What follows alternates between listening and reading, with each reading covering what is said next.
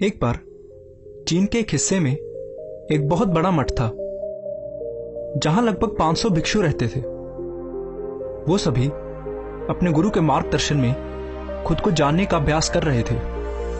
एक दिन एक लड़का उस मठ में शिष्य बनने के लिए आया। उसने मास्टर से कहा, मास्टर, मैं खुद को जानना चाहता हूं। मैं सच की तलाश कर रहा हूं। मैं पता लगाना चाहता हूं कि सच क्या है। मास्टर ने उसकी ओर देखा और कहा कि अगर तुम सच जानना चाहते हो तो तुम्हें अपना पूरा जीवन दांव पर लगाना होगा। सच को जानने में तुम्हारा पूरा जीवन लग सकता है और फिर भी इस बात की कोई गारंटी नहीं है कि इस जीवन काल में तुम्हें सच का पता लगेगा या नहीं। क्या तुम इसके लिए तैयार हो? शिष्य ने कहा, मास्टर, मैं यहां पीछे मुड़ने के लिए नहीं आया हूं। मैं इसके लिए तैयार हूं। गुरु ने कहा, अगर ऐसा है तो एक काम करो। इस मठ में 500 भिक्षु हैं। तुम उनके लिए चावल कूटने का काम करो। बस सुबह से शाम तक चावल को कूटते रहो।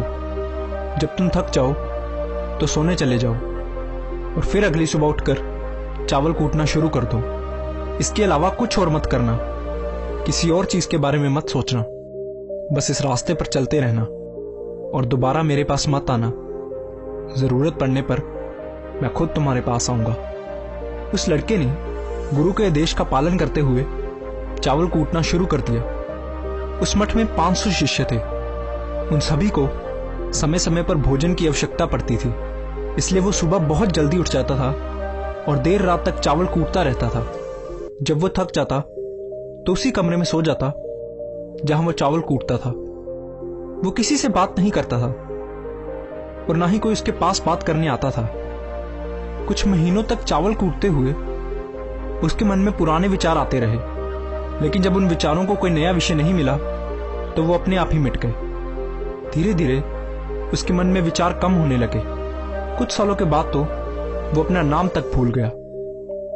वो हमेशा चुप रहता और विचारहीन अवस्था में बस चावल कूटता रहता। उसने ना तो कभी ध्यान किया था और ना ही कभी कोई शास्त्र पढ़ा था। मठ के बाकी शिष्य उसे मूर्ख समझते थे।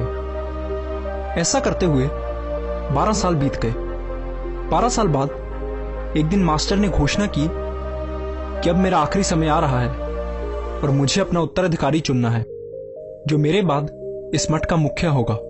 इसलिए मेरा कोई भी शिष्य जिसे लगता है कि उसे आत्म साक्षात्कार हो गया है और उसने खुद को जान लिया है, वो रात को मेरे दरवाजे के पास आकर इस दीवार पर कुछ पंक्तियां लिखे जिसमें उसकी जिंदगी का सारा अनुभव समाया हो। कई शिष्यों ने ऐसा करने के बारे में सोचा। मठ के प्रमुख शिष्यों में से एक ने वहां जाकर कुछ पंक्तियां लिखी। उसे बौद्ध धर्म ग्रंथों का बहुत ज्ञान था। सभी शिष्यों को लगता था कि वो इस मठ का उत्तराधिकारी बन सकता है। उसने लिखा था कि मन एक दर्पण की तरह है जिस पर विचारों और इच्छाओं की धूल जमा हो जाती है। इस धूल को हटाने के लिए ही ध्यान है। जिसकी धूल हट जाती है और मन का दर्पण साफ हो जाता है, वो मोक्ष को प्राप्त कर लेता है। अगली सुबह जब मास्टर उठे और उन्होंने इन पंक्तियों को देखा तो उन्हें बहुत गुस्सा आया और उन्होंने कहा कि किस बेवकूफ ने यह सब कचरा मेरी दीवार पर लिखा है। वो शिष्य जिसने ये लिखा था वो चुप रहा। हालांकि उसने जो पंक्तियां लिखी थी वो ज्ञान से भरी थी, लेकिन ये सब किताबी ज्ञान था। वो शिष्य बहुत चालाक था। उसने पंक्तियां लिखी लेकिन नीचे अपने हस्ताक्षर नहीं किए, क्योंकि वो स्वयं इसके बारे में निश्चित नहीं था कि ये सही है या नहीं। क्योंकि उसे आत्म साक्षात्कार नहीं हुआ था, गुरु ने इन पंक्तियों को पूरी तरह से खारिज कर दिया। ये देखकर सभी हैरान रह गए। ये घटना पूरे मठ में चर्चा का विषय बन गई। इस विषय पर बात करते हुए 2 शिष्य उस शिष्य के पास से गुजरे जो 12 साल पहले यहां आया था और दिन रात बस चावल कूटता रहता था। दोनों की चर्चा सुनकर वो धीरे से हंस पड़ा। दोनों शिष्यों ने उससे पूछा कि तुम क्यों हंस रहे हो? उन दोनों की नजर में ये चावल कूटने वाला बहुत ही तुच्छ भिक्षु था। किसी ने भी उसे ना तो कभी ध्यान करते देखा था और ना ही कभी कोई शास्त्र पढ़ते। हर कोई उसे मूर्ख समझता था जो बस चावल कूटना ही जानता था। उस मठ में बहुत बड़े बड़े विद्वान थे लेकिन उस चावल कूटने वाले को किसी से कोई मतलब नहीं था, इसलिए वो दोनों शिष्य उसे मुस्कुराता हुआ देखकर चकित रह गए। उन्होंने फिर उससे पूछा कि तुम क्यों हंसे? उसने जवाब दिया, मैं इसलिए हंसा क्योंकि मास्टर सही बोल रहे हैं, ये सभी पंक्तियां कचरा हैं, इन पंक्तियों का कोई मूल्य नहीं है। वो दोनों शिष्य चौंक गए। उन्होंने उससे पूछा कि क्या तुम कुछ ऐसी पंक्तियां लिख सकते हो जो इससे बेहतर हो? चावल पीसने वाले ने जवाब दिया, नहीं, क्योंकि मैं अनपढ़ हूं, लेकिन हां, मैं कुछ पंक्तियां कह सकता हूं, और अगर तुम उन पंक्तियों को लिख सकते हो तो मैं तुम्हारे साथ जाने के लिए तैयार हूं। उन दोनों शिष्यों ने कहा, ठीक है। वो मास्टर के कमरे के पास गए और चावल कूटने वाले ने कुछ पंक्तियां बोली और दूसरे शिष्य ने उसे दीवार पर लिख दिया और उन पंक्तियों के नीचे लिख दिया, चावल कूटने वाला। उन्हें लगा कि मास्टर इस पर भी गुस्सा करेंगे। जो पंक्तियां उसने लिखने के लिए कहा था वो बहुत अद्भुत थी, और वो पंक्तियां थी, मन तो बस एक भ्रम है, ना तो मन है और ना ही मन का कोई दर्पण है, और जब मन ही नहीं है तो धूल कहां ठहरेगी। जो ये जानता है वो सच को जान गया है। जब गुरु ने इन पंक्तियों को देखा तो वो आधी रात को उठे और उस चावल कूटने वाले के पास गए। वो सो रहा था। मास्टर ने उसे जगाया और कहा कि ये लो, मेरी छड़ी और मेरे वस्त्र ले लो, आज से तुम मेरे उत्तराधिकारी हो, लेकिन अभी इस मठ को छोड़कर दूर चले जाओ, क्योंकि इस मठ में बहुत सारे विद्वान हैं जो खुद को तुमसे श्रेष्ठ मानते हैं। वो तुम्हें मार देंगे, क्योंकि वो इस बात को बर्दाश्त नहीं कर सकते कि एक साधारण सा चावल कूटने वाला उनसे ज्यादा विद्वान निकला।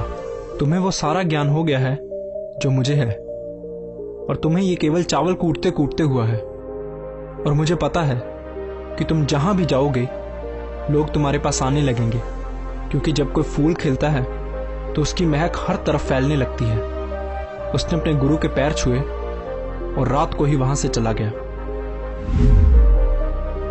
अगर हम अपनी जिंदगी में देखें तो पाएंगे कि बहुत से लोग सोचते हैं कि ध्यान केवल एक जगह बैठकर आंखें बंद कर कर ही किया जा सकता है, लेकिन हकीकत में ऐसा नहीं है। ध्यान तो चलते चलते भी किया जा सकता है, या अपना कुछ काम करते हुए भी ध्यान किया जा सकता है। असल में ध्यान का मतलब यह है कि आप जो भी काम कर रहे हैं उसे इतनी शिद्दत से करें कि आपको अपने शरीर का ख्याल भी ना रहे, बिल्कुल उस चावल पीसने वाले की तरह जो चावल कूटने में इतना मगन हो गया कि उसे खुद का कुछ ख्याल ही नहीं रहा। चावल कूटते हुए ही उसने आत्म साक्षात्कार प्राप्त कर लिया। इसी तरह ज़ेन का अर्थ है हर समय वर्तमान में रहना और कुछ नहीं सोचना, क्योंकि मन तब तक ही है जब तक विचार है। जब विचार नहीं रहेंगे तो मन भी गायब हो जाएगा, और जब मन ही नहीं रहेगा तभी केवल तुम अपने आप को अच्छे से जान पाओगे। असल में हमें अपने वास्तविक स्वरूप को जानने के लिए कोई अन्य साधना करने की आवश्यकता नहीं है। हम जो कुछ भी कर रहे हैं बस उसमें हमें पूरी तरह से खो जाने की जरूरत है। अपने काम में इस कदर लीन हो जाओ कि आपका काम ही ध्यान बन जाए। धन्यवाद।